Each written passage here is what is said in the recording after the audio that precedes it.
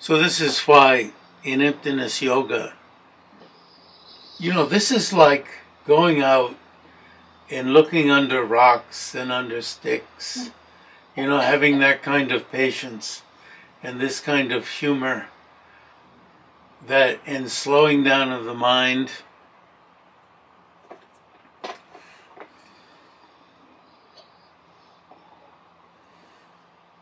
And you might also think being talked into idiocy. As my mentor at the University of Wisconsin said, and I'll repeat it again, it's like the shell game. Somebody moves something fast in front of you, and you've already bet $100, and the person's very clever at doing it. But as I told you earlier, I outsmarted the guy with the shell game. No matter how many times he did it. This was outside of Kashmir Cottage in Dharamsala. And he totally gave up on me. Because I could follow where the thing was. Under the so-called shells. So I'm not easy. But I can still play the game. My thesis defense at the University of Wisconsin, you see, Richard Robinson had died, his lungs had literally been lit on fire when he went down into the cellar to light the hot water heater. The gas was inside his lungs, and he survived to be able to walk upstairs and tell his girlfriend. He was around 44, 45. And he was the head of our program, the head of the department, and my thesis advisor.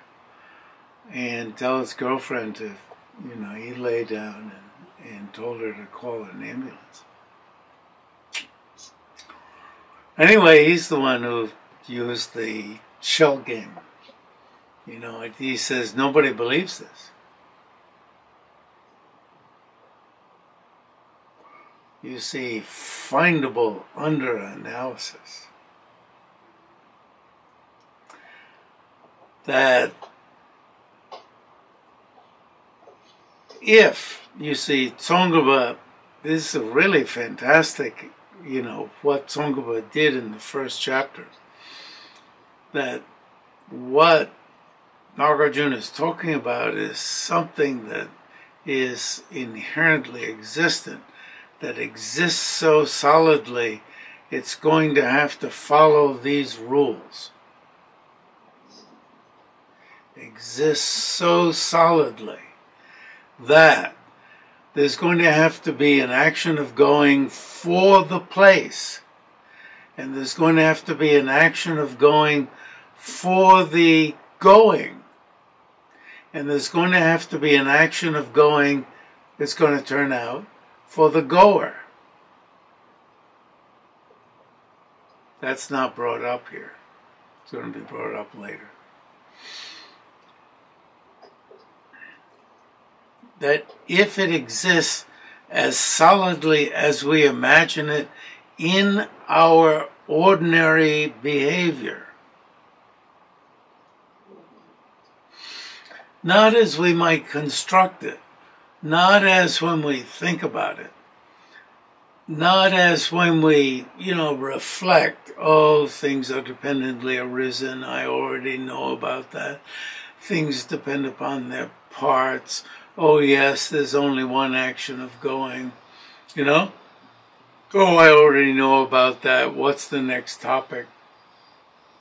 Oh, yes, Buddha taught about pratitya samutpada, that, things don't exist in and of themselves. Yes, I've studied a little bit about particle physics, and I don't think that things exist eternally or totally in and of themselves. Yes, yes, yes. But keep frickin' away from my stuff. Don't keep coming into my room. And moving my stuff around, going through my stuff. I can't stand it.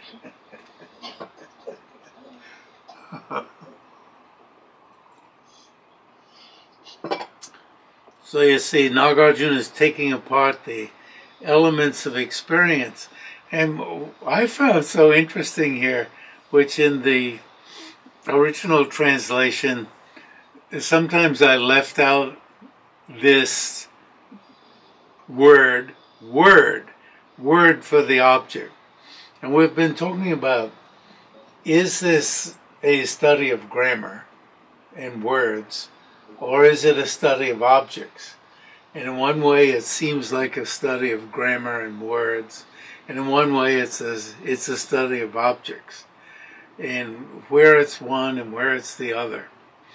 Now, and how the two intersect, it's clearly a study of objects, clearly. And you get this force impressed upon you by studying Gelupa presentations. And also the impact of that you get by, no question, hearing Nyingma presentations. Because it's not just words that are wiped out, it's things themselves. And it almost, in one way, seems as if in Nyingma it's taken farther, in one way.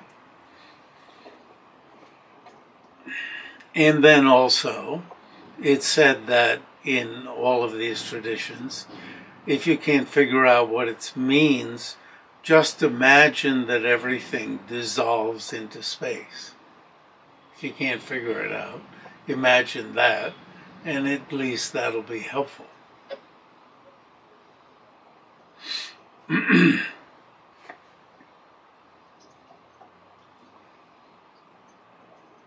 And of course, people imagine that things dissolve into space,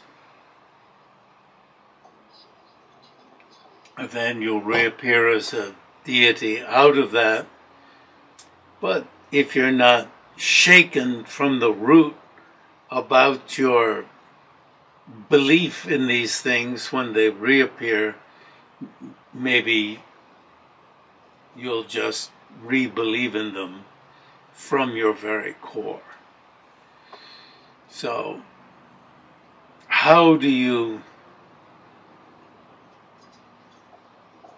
play with such seemingly foolish ideas as the one we're being presented here? As I said, when I was defending my thesis, and Richard Robinson had passed away a couple years earlier, and I was faced with a philosopher who just plain wasn't going to play any of these games. And I said, well, you know, if you'd never played ping pong, would you be willing to take up the paddle and look into the rules of the game, you know, where the net is, and then that there was a boundary of the table, and see if you'd like to play the game at all, and if you didn't like to play the game, you could leave it.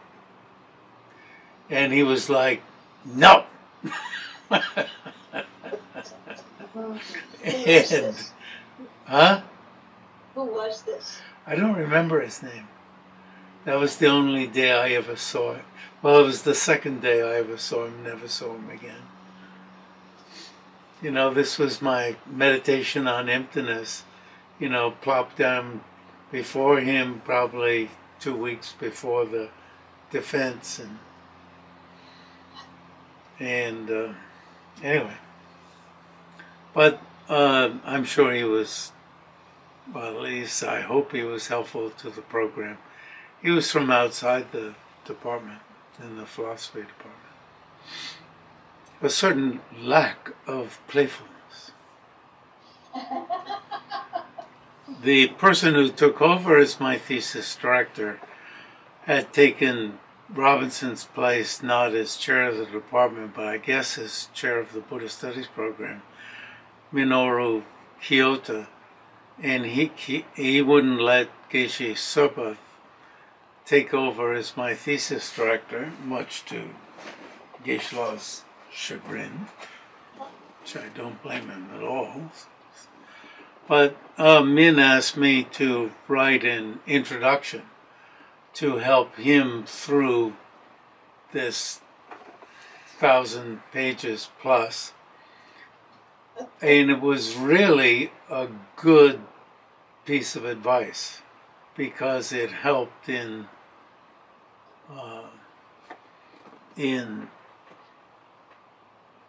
you know, it made me write an introduction, which turned out to be helpful all around.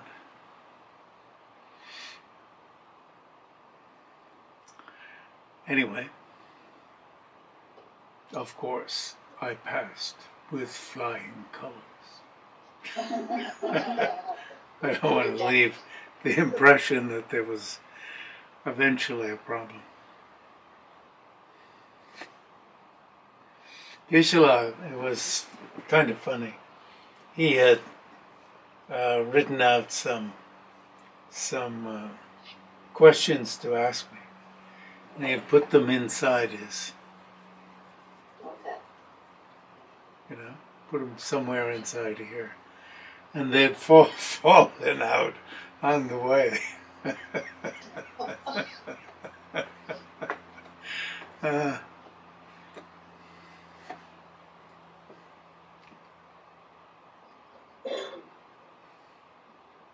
Yeah, he was the #1 Geshe, Larama Geshe in his year. I forget if his year was in Tibet or out of Tibet. He was fantastic.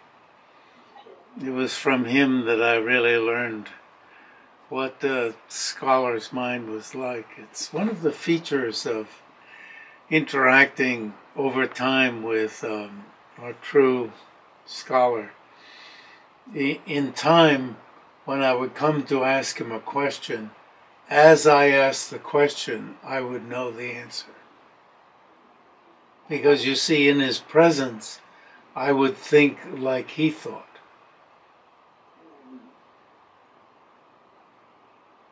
So I would, in time, when I had questions, I would merely, anyway. Yeah. So, and then the next section is if both of these are meaningful, then the consequences are extremely absurd. We must get to that. So then, as you can see, I've learned to, because Tsongkhapa does not cite the stanzas, he assumes you'll have a separate text with them. And I had added them, I just had plumped them down into Tsongkhapa's text. So now I'm setting them off, as I have in other translations, to make it obvious that I've added them in. How indeed would going be feasible on the being gone over, when two goings are not feasible on the being gone over?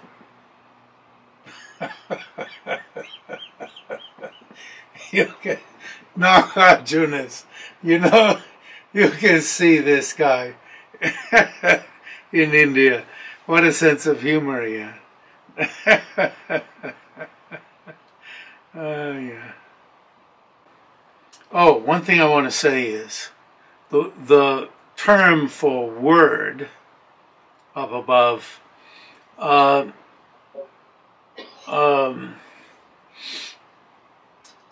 can mean anything from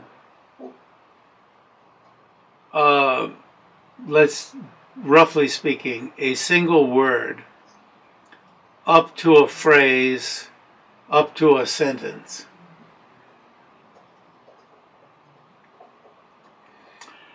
And so in my translation, I switched to term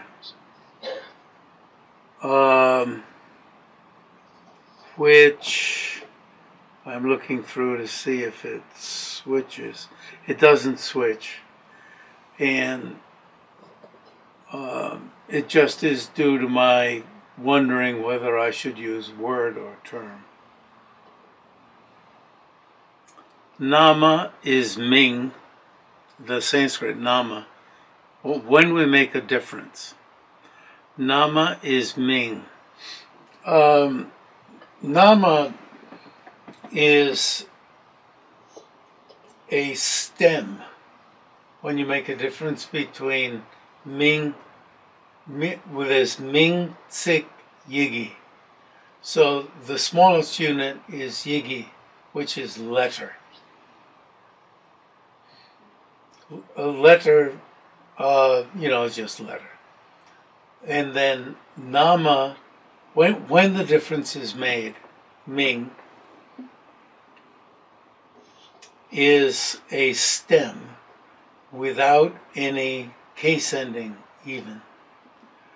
Tsik, in its barest form, would be a nama with a case ending.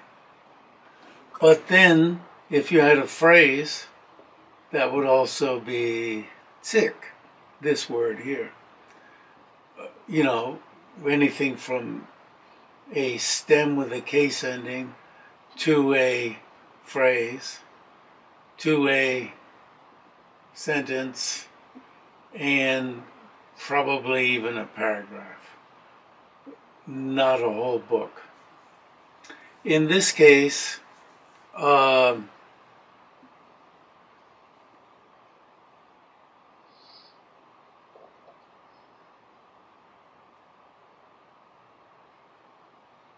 it doesn't seem anything more than a single word.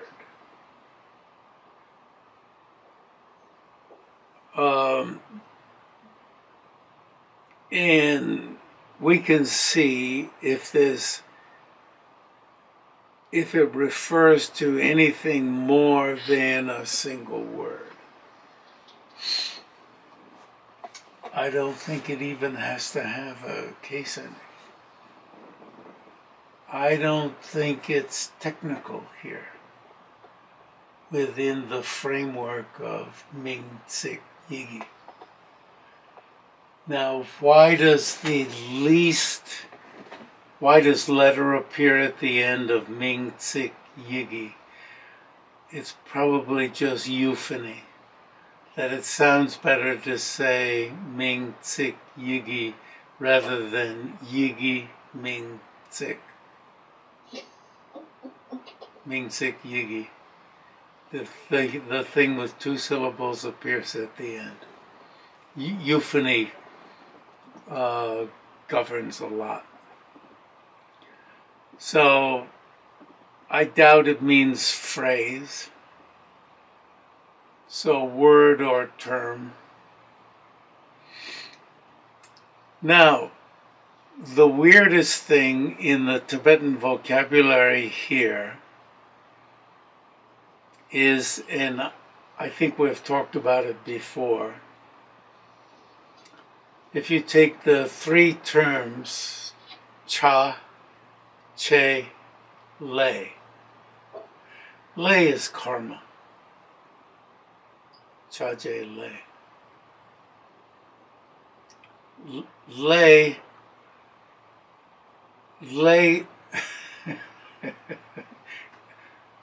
it's pretty much unbelievable. But lay can mean object, and it can mean action. Karma means action. But lay here means object. The first one, cha, chawa. Chawa, you see, no question means action. Cheba, the second one, cha, cheba, means agent. Cheba or chebabo, the agent. Lay then means the object, and here means the place.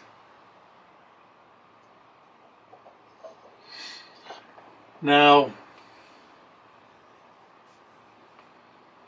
I'm a bit far from this. Chache lesum. In the group Chache lesum, lay means object, place, or place. And here, so that introduces confusion when it says word for, lay. You might think it would mean word for action, karma, but it means word for object. Because the very next one, chatsik, this is a lesson in Tibetan. Chatsik obviously means word for action.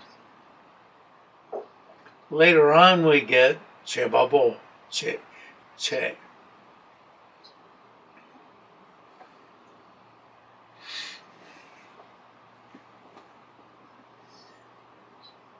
All right. When it is said the word for the object, this just means, for example, the being gone over. Yes. We're talking about this word. Yes. Right? Yes. The being gone over. Yes. And when we're talking word for action, we're talking about the word going. Yes. Exactly. Just to make it clear in yes. Yes. And you've zeroed right in on the point. Yes. You've zeroed in on the point. The word for the... Here it's word? Yes. Like sound? Or like object, because sometimes word refers to object. Not just to sound, but also to object. It does mean the word. Now, in my earlier translation, I even left out word for. Because what he's talking about is the being gone over. It's what the word stands for. But this time, since the Tibetan says the word, it just says leitsik, object word, and action word. Now I put in the additional word for. The word, is it word of, or, word of the object. The word of doesn't sound good. The word for the object. I could translate it object word and action word. And this would give maybe we should give the impression that we're just talking about the words.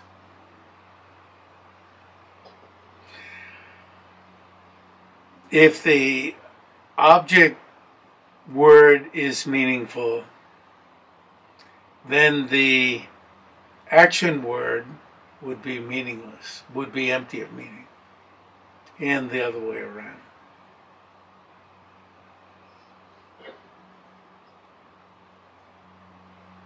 That's one way to take it.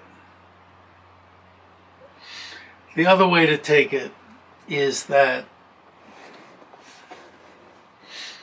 if the object, the place, is meaningful, then the action is meaningless. It means both, I say. And when you read through this, I think that's conveyed. However, the older I get, that has nothing to do with it. The more experienced I get, the more literal I get. And so, you know, the next round of translation that you get 2 minutes before the next meeting, there'll be a lot of word for.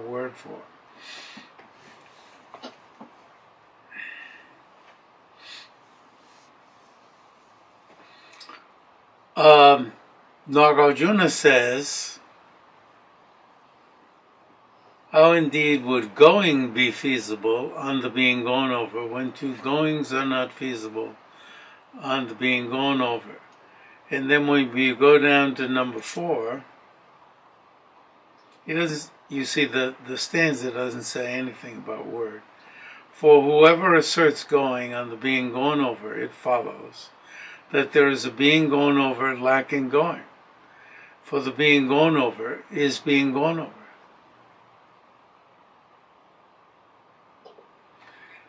And if we move down to number 5, which we should do, because this is, oh, sorry. There is, number 5 goes on to both the great absurdities.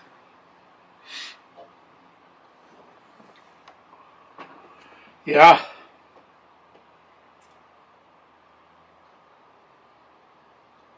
So, I don't know if we've covered it, but we have said enough about that. The reason is this: an expression of present going is not feasible. Or a phrase, well, you know, it says droshimba, a word, a term might work, a term of present going is not feasible without a sense of going. Sure. However, the action of going is used for the sense of the term. Yeah, no question, a term. We don't want to get into a multitude of terms. And there is no more than one action. You see his anvil. The anvil is the thing you pound on.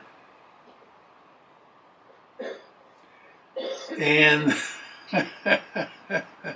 we have to be willing to bring the anvil into ourselves.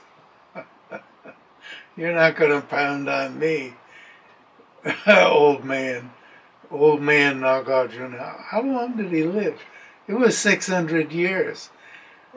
And you can say, yeah, tell me another story.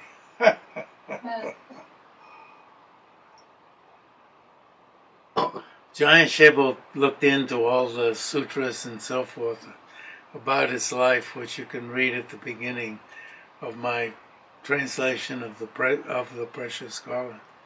I spent a lot of time on it, not because I necessarily believe it, but I thought, well, I ought to look at all the Tibetan sources and bring them together. And, you know, a lot of people have looked into the various sources. Okay, it also is not suitable for there to be no going in the sense of the term. You see, it begins looking like term looks like better than word. Is being gone over, gumyamanam. Sorry, is being gone over, gumyate. See, it'd be good to add in the Tibetan and the Sanskrit for these. Therefore, and this is one thing small thing I was changing. It was small and, no, I won't say anything. Hence, you don't say therefore there. That's something I learned in writing English after many years. Hence, there is only the being gone over. And that's gumyamanam. And is being gone over, no, that can't have hyphens, right? Is being gone over, gamyate, that can't have hyphens. Is being gone over, the verb, is not feasible. You can have gumyumanum, but you can't have gumyate. You can have the being gone over, but then you can't have is being gone over. You can't have the verb. So it does look like words in Tsongkhapa's layout of it, but then if you don't have the words, you don't have the meaning. Okay, objection.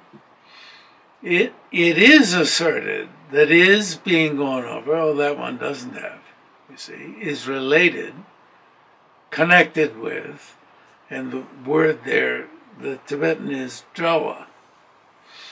Jawa, connected, related with the action of going. So Nagarjuna blares back to you, for whoever asserts going on the being gone over, it follows that there is a being gone over.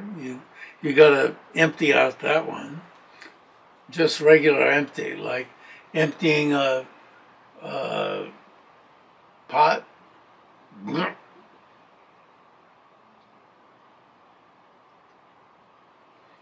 For the being gone over,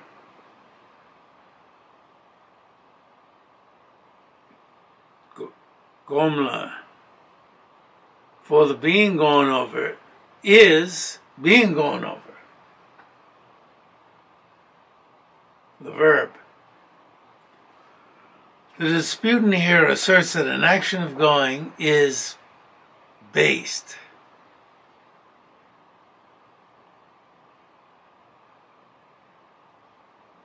That, when I was quickly reading over it, I wondered, where is based?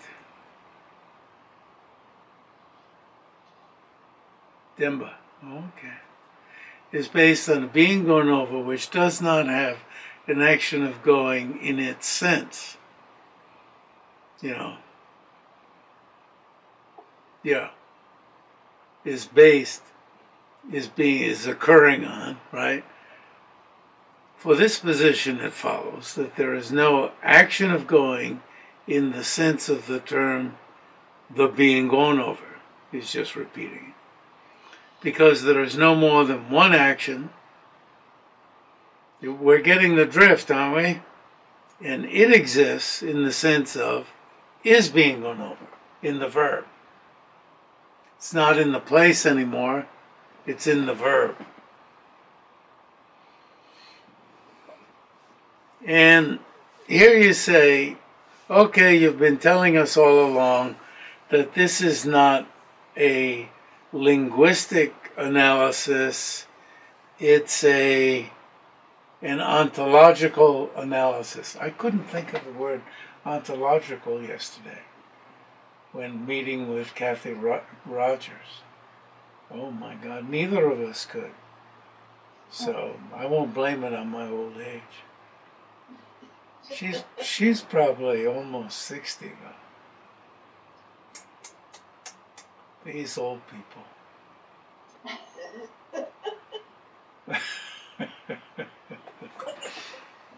Yeah. Okay, objection. For instance, in the expression, che de sheba la, that one, there's no word like we have to put the expression in brackets. There's nothing like term. There's just quotes. In the statement, I usually say statement, but in the expression, that's fine. A carpenter works on wood. Now let's get down to regular. A carpenter works on wood. Shinkenki. Shing is wood. Ken is like Somebody who does wood. So that's a carpenter, right? Oh, a wooder. I saw one good translation, woodworker. Woodworker. Yeah. Oh, that's good. Cool. Very good. Woodworker. That's all one word. Microsoft doesn't object. A woodworker. Shinso. Shinkenki. Shinsoche. No, Shinsoche. Work. Shinso. So Shinso is the word. Does woodwork. Oh, that's good. Does, I think that's right, woodwork. I think Shinso.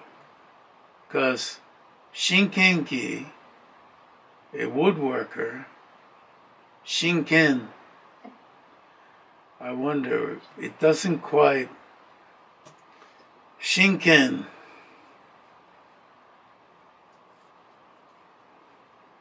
a woodmaster, right? Maybe a woodmaster does woodwork.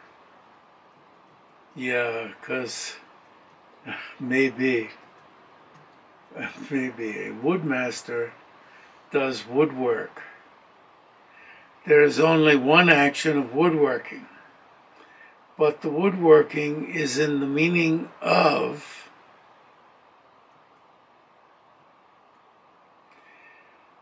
what we have to say, master. You see, we have to get the meaning of the Tibetan in there. I think we've done enough. The expression being gone over is asserted similarly. Therefore, how could it be that if the term for the action or the term for the object, you see it's switched. Hopkins Jr. switched over from word to term. If the term for the action or the term for the object is meaningful, how could it be? Yes, that's the objection. Okay, we'll stop there. So, somehow, this has to rise above wordplay to disturbing and shocking.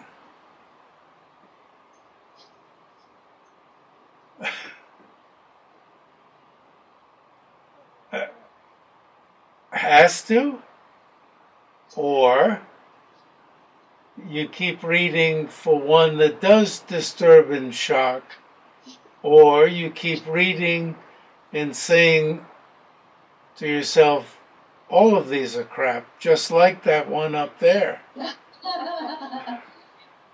And you think,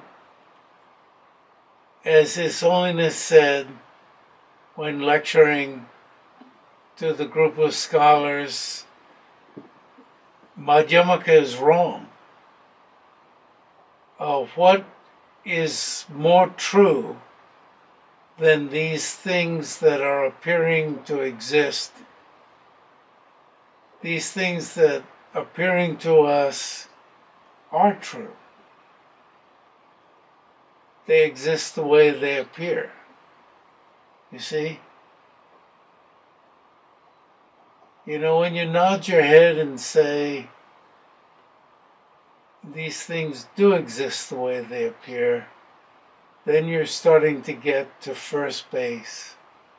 When you say Madhyamaka is wrong, the reasoning is foolish, then you're starting to get to first base.